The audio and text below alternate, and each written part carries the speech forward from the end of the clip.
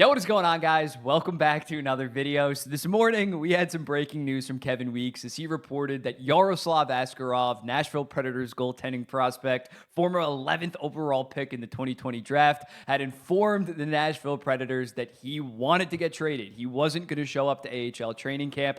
He no longer wanted to be a Nashville Predator. So I kind of wanted to run through this whole situation, starting all the way back from when he was drafted, kind of do what I did for the John Tavares video and run through the Yaroslav Askarov experience in Nashville and why this guy never really had a chance to even succeed in Nashville. This starts all the way back in 2018, 2019 in Russia, as Yaroslav Askarov is one of the best goalie prospects that we have seen in the 21st century. Probably the best goaltending prospect since Carey Price. In the 2018-2019 season, as a 17-year-old, he posted a .921 in the MHL, which is Russian juniors. And then in his draft year of 2020, he played in the VHL, which is basically the Russian version of the AHL, and had a .920 in 18 games, as well as posting a .920 in one KHL game. So when talking about the Nashville Predators when drafting Askarov, it's not like they massively reached on him, like, say, a Jesperi Kotkaniemi at 3rd overall in 2018 by the Montreal Canadiens. He was ESPN's 6th overall prospect. The Athletic had him at 8, and Sportsnet had him at 11th. He was truly a great prospect. So heading into the 2020 draft, there was a lot of variability, uncertainty as to where Askarov would go. The Ottawa Senators at number 5 maybe would take a goaltender after taking their franchise forward at number 3. The Anaheim Ducks, it was not looking likely considering they had John Gibson, but New Jersey at number 7, Buffalo at number 8, Minnesota at 9 were all possible destinations for Askarov. However, as we know now, he would end up getting drafted to the Nashville Predators, but even at the time, it didn't make a lot of sense. UC Saros was by no means the UC Saros that we know today, but in the 2019-2020 season, he played 40 out of Nashville's 68 games and had a .914 save percentage as the 1A in that rotation with Pekka Rinne, and Rinne had an .895. Saros was 24 years old on the come up. And it wasn't even just that one season in 2019-2020. In the prior 3 seasons, he was the backup. He played 78 games in his early 20s and had a .921 save percentage. He looked like a future franchise netmind. But David Poile at 11th overall decides we're taking Askarov. Maybe I don't believe in UC Saros as much as some others. Askarov is going to be our future guy. This will not bite us in the ass later. And at 12th overall, the Florida Panthers select Anton Lundell. And 13th overall, Seth Jarvis to the Carolina Hurricanes. However, the following season, UC Saros in the COVID-shortened season plays 36 games out of the 56 and has a .927, finishing 6th in the Vezina, and was arguably the best per-game goalie in the entire NHL at 25 years old. And also, Askarov is developing really solid as well. He plays 9 KHL games and has a .951 save percentage, as well as a .923 in 6 VHL games. In 2022, Saros cements himself as a legit top 5 goaltender in the entire NHL, playing 67 games and having a .918 save percentage, and finishes 3rd in the Vezina. Askarov dips a little bit. He has a .913 in the KHL, but still is widely regarded as a top 3 goalie prospect in hockey. 2023, more of the same. UC Saros has a .919 in 64 NHL games. And at this point, it is undeniable that he's a top 5 goaltender in the NHL. Askarov comes over to North America and plays his first season in the AHL and posted a very solid .911 save percentage in 48 games as a 21-year-old. His stock rises even more. When looking at a Nashville Predators team perspective after the 2023 season, they missed the playoffs, and there was serious talks about UC Saros getting traded with 2 years left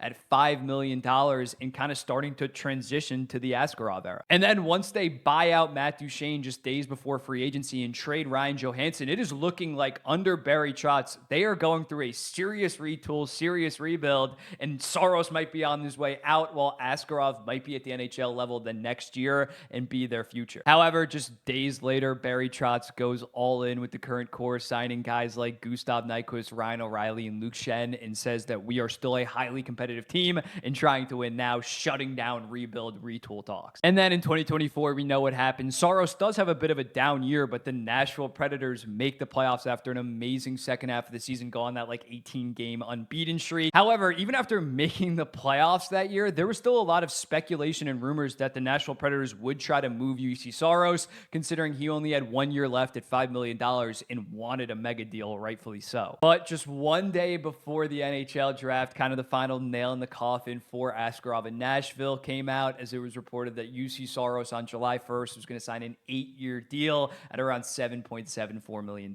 And then to prove even more that Barry Trotz cares more about the next 3 to 4 years in terms of the Nashville Predators, not Askarov's time in 5, 6, 7 years from now, he goes all in, signing guys like Steven Stamkos, Jonathan Marchessault, and Brady Shea. And one thing that was kind of surprising is he also signed Scott Wedgwood to a 2-year deal at $1.5 million, basically meaning that he was going to be the NHL backup the next 2 years, not Askarov. But now Askarov, rightfully so, wants out of Nashville, and Nashville really doesn't have any leverage considering Saros is under contract. They signed Scott Wedgwood, and Askarov only has 3 games of actual NHL experience. No one's going to give up this massive haul for an unproven guy considering how volatile goaltenders are. I said it in a tweet today that the going rate would be like a late first-round pick in a B prospect, but I've honestly switched. It would probably be like a second in a B prospect, B as in like most teams with an okay prospect pool is like 4th through 6th best prospect. And I think if Askarov ends up getting traded, it just really cements the Nashville Predators are all in for the next 3 to 4 years with their guys in their 30s. And even Saros is 28, 29 years old. He doesn't have a ton of prime years left.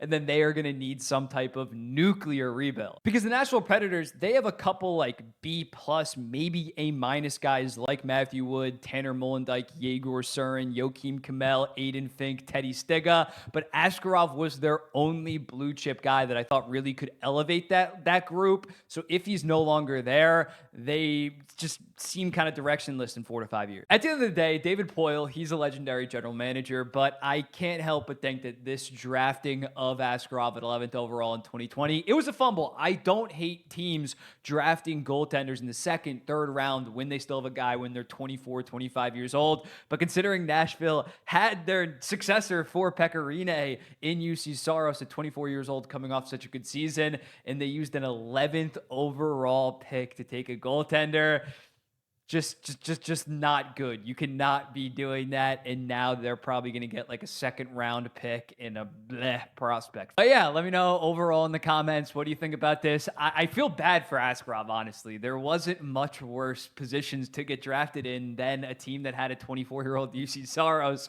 when looking at it. What do you think about these kind of styles of videos, more so the video essays? If you watch my John Tavares one where I did something similar to this, running down the full timeline, and yeah, I want to mix things up compared to just like the tier list or ranking stuff. Let me know in the comments, what do you think? Nashville's still going to be a very good team the next 2 to 3 years, but yeah, this was just kind of a dud by David Poile. And also, I forgot to add this or talk about in the video, but in terms of where Askarov could end up, I really like the idea of Chicago, even though they have Adam Guyan and Drew Commesso. I think a team like San Jose should pay a decent price to get their potential future netminder. LA is an interesting shout. They have Darcy Kemper and David Riddick, but yeah, teams should be all over Askarov considering it's going to be such a low price.